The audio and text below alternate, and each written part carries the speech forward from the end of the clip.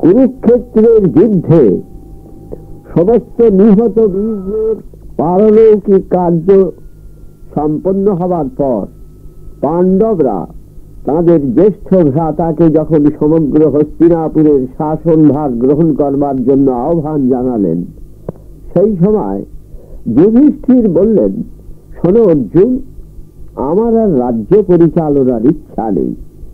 এসব মিথ্যা বলে আমার মনে হচ্ছে। আমরা কর্তব্য থেকে ভ্রষ্ট হয়েছি। অর্জুন জিজ্ঞাসা করলেন, কেন? আমরা তো কোনো অধর্মাচরণ করিনি, তাহলে আপনি একথা বলে ক্ষোভ করছেন কেন? যুধিষ্ঠির তার উত্তরে বললেন, ক্ষোভের যথেষ্ট কারণ আছে ধনঞ্জয়। আমরা সমস্ত জ্ঞাতিবর্গকে নিঃশেষিত করেছি। কেন এ কার্য করলাম, শুধু এই প্রশ্নই আমার মনে দিবারাত্রি জানছে। এর উত্তরও পেয়েছি। মূলত রাজ্যের লোভ, বীরত্বের অহংকার, অভিমান ও ক্রোধের ফলে আমরা লক্ষ লক্ষ লোক ও জ্ঞাতিদের ধ্বংস করেছি। এখন সমস্ত প্রিয়জনকে মৃত্যুর পথে ঠেলে দিয়ে কোন সুখে রাজ্য পরিচালনা করার ভার আমি নেব বলতে পারো? আমাদের একমাত্র লক্ষ্য ছিল রাজ্য লাভ। এছাড়া আমরা কোনো কথা ভাবিনি। দুর্যোধন অকারণে আমাদের প্রতি বিদ্বেষ সম্পন্ন ছিল। কারুর হিতবচন সে শোনেনি, তাও আমি জানি।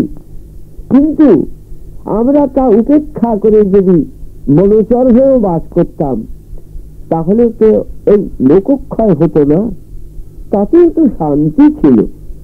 কিছুদিনের সুখভোগের জন্য আমরা তার সঙ্গে প্রতিদ্বন্দ্বিতা না করেও তো পারতাম। অতএব আমার ইচ্ছা যে বনবাসী ঋষির মতো আমি শান্তি লাভের জন্য কোন অরণ্যে চলে যাই। রাজ্য উপভোগ করে আমি কোনো শান্তি লাভ করব না। এর যে ভিক্ষাবৃত্তি করে যদি সামান্য ভাবে থাকি, তাতেও আমি সুখী হব। অর্জুন এই কথা শুনে যুধিষ্ঠিরকে একটু উষ্ণ স্বরে বলে উঠলেন, আপনি এ কি বলছেন ধর্মরাজ? এখন আমরা ভিক্ষাবৃত্তি করে জীবন কাটাবো? আমরা ক্ষত্রিয়, আমাদের উপর সহস্র সহস্র প্রজার সুখ দুঃখ নির্ভর করছে। তাদের মঙ্গলের জন্য আমাদের উপর যে কর্তব্য ভাগ রয়েছে তা পরিত্যাগ করে আমরা এখন ক্লীবের মতো বনে গিয়ে বসবাস করব আর ভিক্ষা করে জীবিকা নির্বাহ করব? ভিক্ষাবৃত্তি করে বাস করার কোন যৌক্তিকতা তো আমি দেখতে পাচ্ছি না।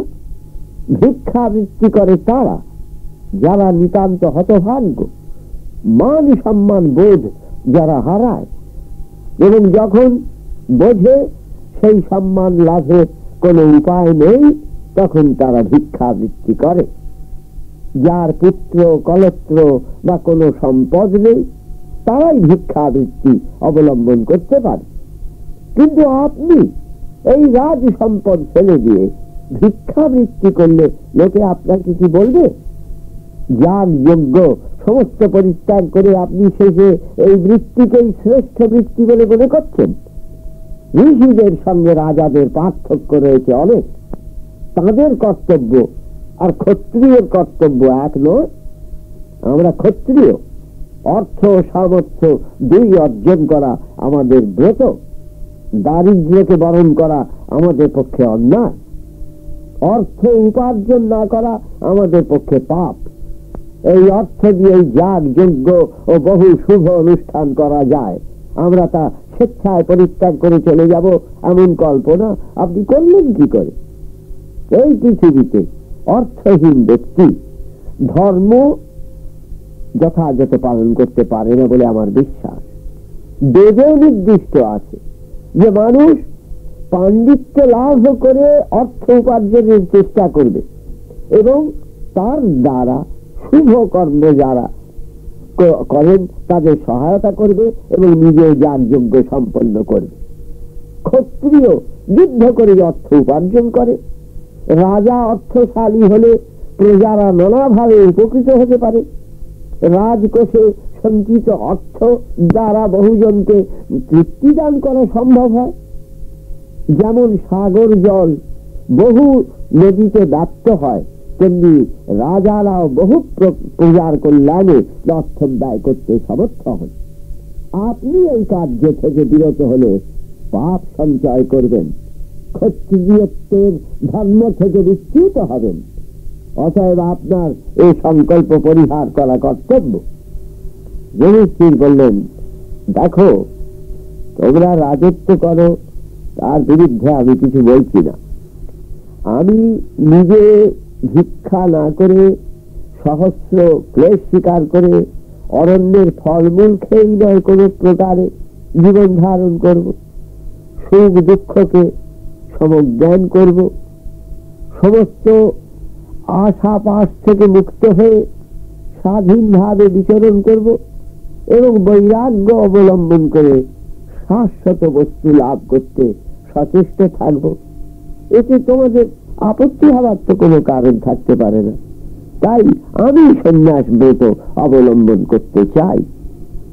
ভীমসেন কথা শুনে বললেন, আপনি যদি পূর্বাহ্নে আপনার এই মনের অভিলাষ আমাদের জানাতেন, তাই আমরা অস্ত্র ধারণ করতাম না, বহু রাজা ও আত্মীয়কে বধ করতে অগ্রসর হতাম না, অকারণে আমরা যুদ্ধ করিনি। আপনি জানেন, যুদ্ধে যারা আমাদের শত্রুতা আচরণ করেছে আমরা তাদেরই নিহত করেছি, অপরের শান্তিকে স্বেচ্ছায় বিঘ্নিত করিনি।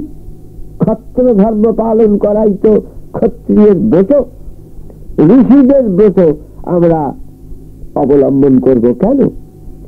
আপনি ভাবছেন আমার ত্যাগের দ্বারাই মানুষের উপকার হবে, কিন্তু অকারণ ত্যাগে কি কল্যাণ হবে আমি তো বুঝতে পারছি না।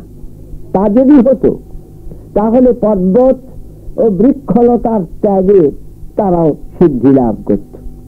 আমরা মানুষ কর্ম করতে সংসারে এসেছি এবং বিধাতা আমাদের যে কর্মানুষ্ঠানে ব্রতী করেছেন তার দ্বারাই আমরা সিদ্ধি লাভ করব।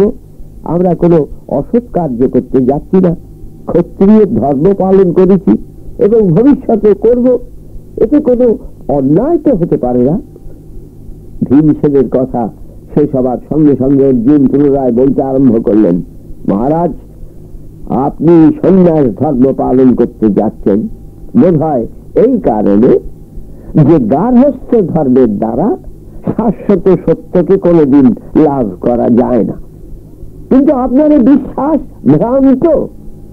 এ সম্বন্ধে একটি কাহিনী আছে, বলছি শুনুন। এক সময় একদল ব্রাহ্মণ সংসার ত্যাগ করে শুধু বনে বনে পরিভ্রমণ করাকেই ধর্ম বলে মনে করতেন এবং সেইটি জীবনের কাম্য বলে স্থির করেছিলেন। ইন্দ্র তাদের কার্যকলাপ দেখে বুঝতে পেরেছিলেন যেটা ধর্মের কিছুই বোঝে না, বৃথা বনে বনে ঘুরছে। তারা ভাবছে যে এইভাবে তাদের কোনো বন্ধন থাকবে না এবং বন্ধন মুক্ত হয়ে তারা প্রাণত্যাগ করলে স্বর্গে গিয়ে বাস করতে পারবে। কিন্তু এটা ঠিক নয়। এই বলে ইন্দ্র একটি পরিকল্পনা করেছিলেন। সেই পরিকল্পনাটি কি আমি আপনাকে বলছি। এখন ইন্দ্র যে গল্পটি বলেছিলেন সে বিষয়ে আজকে আর সময় নেই, আপনাদের আগামী বুধবারে সে কথা বলব।